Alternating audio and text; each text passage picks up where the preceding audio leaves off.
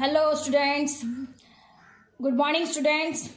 Yesterday we solved the sum number 2, right? Now we are going to start sum number 3. I am reading a question, just listen it carefully. The information for the year regarding the average rainfall in centimeter and total production of crop in tons of 5 districts is given below. It means that average rainfall centimeter and crop production of crop in tons is given into your sum. It means that average rainfall centimeter x is given and crop tons y is given, right?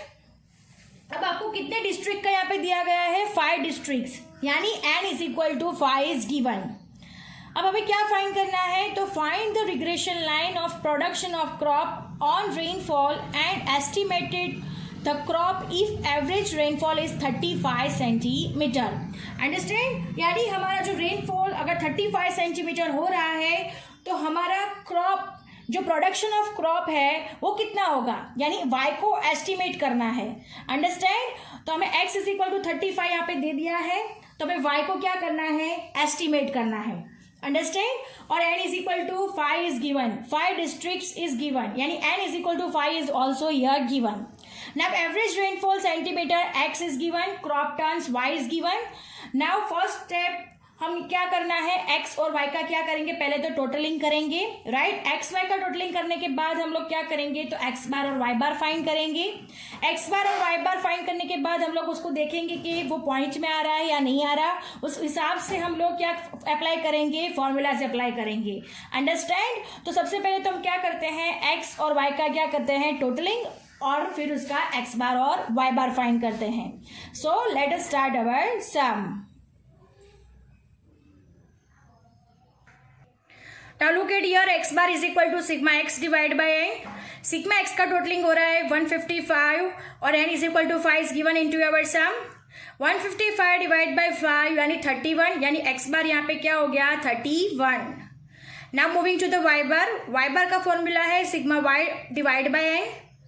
Sigma y का totalling हो रहा है 450 divide by 5, यानी 450 divide by 5 यानी हो जाएगा हमारा 90. यानी x बार और y बार दोनों कैसे आ रहे हैं? पॉइंट बिना के.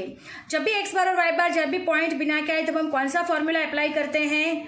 तो x माइनस एक्स बार y माइनस y बार वाला फॉर्मूला यूज करते हैं, राइट? तो यहाँ पे जो x बार और y बार मिल रहा है वो दोनों पॉइंट बिना का है, तो हम वही फॉर्मूला यूज करेंगे और उस हिसाब से फिर हम टेबल ड्रॉ करेंगे और उस हिसाब से सब सारे कॉलम फाइंड करेंगे. Understand? Now we are going to start our sum. अब हम अपना सम स्टार्ट करेंगे, राइट? आपको देखो x दिया हुआ है, एज इट इज हमने x लिख दिया है according to the sum. 25, 32, 38, 29, 31.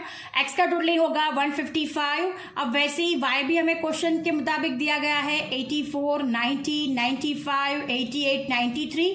Sigma y का भी टोटलिंग हो रहा है 450. उस हिसाब से हमने x बार और y बार फाइंड किया है, राइट? हमने आगे देख चुके हैं x बार 31 आ रहा है, y बार हमारा 90 आ रहा है. अंडरस्टैंड? उस हिसाब से हम कौन सा फॉर्मूला यूज करेंगे? तो x माइनस एक्स बार y माइनस y बार वाला. ठीक है? अब हमें क्या करना है कि x माइनस एक्स बार यानी 31 जो मिला है तो x में से क्या करना है? x बार को माइनस करना है. It means that x bar is equal to 31, यानी 25 में से 31 माइनस करना है तो -6. 32 में से 31 माइनस करेंगे तो 1. 38 में से 31 माइनस करेंगे तो 7. 29 में से 31 माइनस करेंगे तो -2.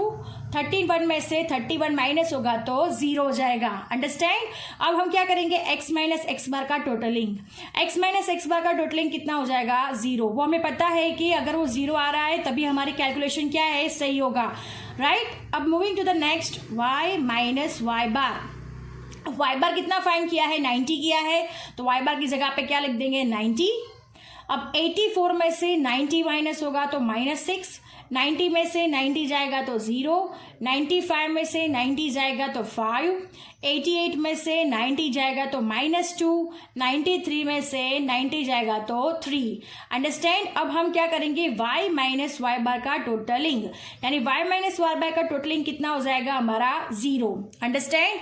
Now moving to the next column, x minus x bar into y minus y bar, यानी x माइनस एक्स बार और y माइनस वाई बार का क्या करना है हमें यहाँ पे मल्टीप्लीकेशन, यानी -6 इंटू -6 36, 1 0 ज़ा 0, 7 5 ज़ा 35, -2 इंटू -2 4, 3 0 ज़ा 0। ये हमें क्या मिल गया, x minus x bar into y minus y bar. अब हम क्या करेंगे इसका भी टोटलिंग, तो sigma x minus x bar into y minus y bar 75, it is our answer.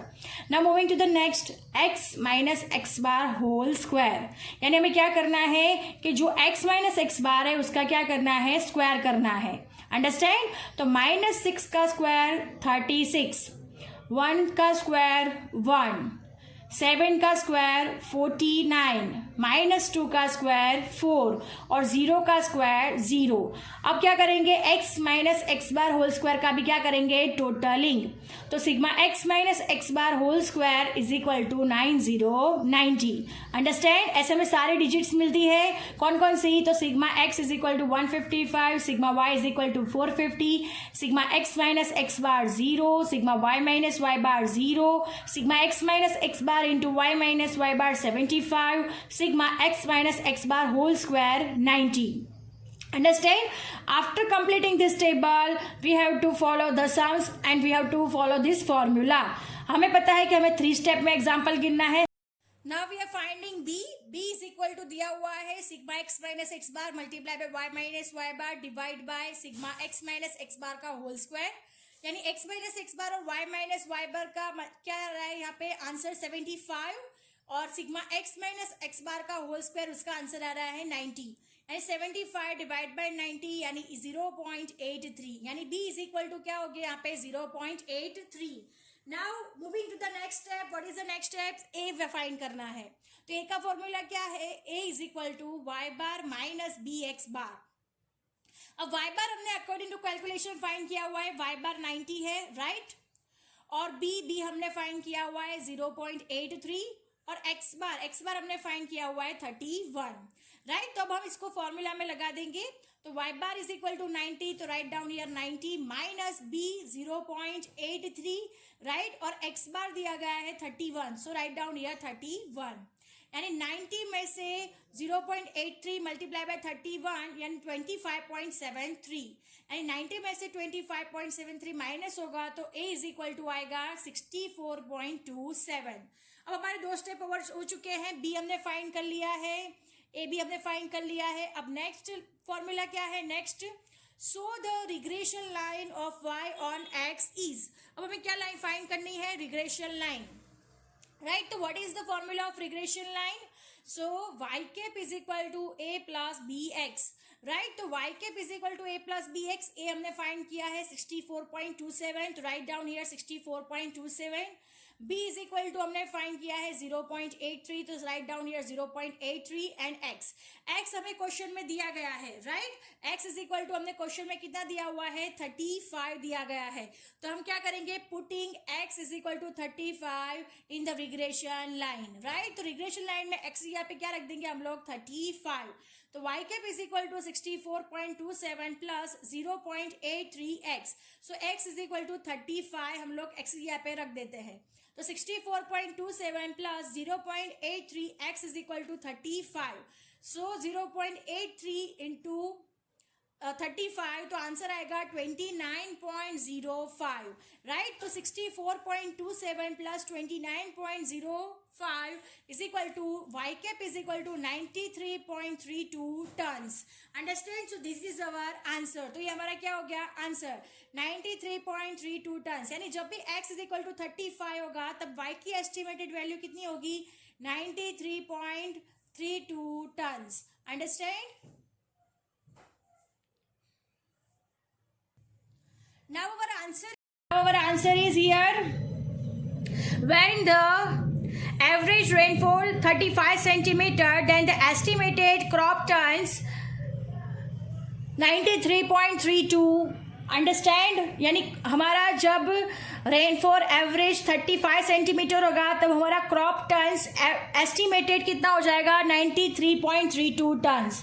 This is our answer. आप लोग यहाँ से लिख सकते हो। I hope you understand it very well. आप लोग यहाँ से लिख सकते हो। Thank you students.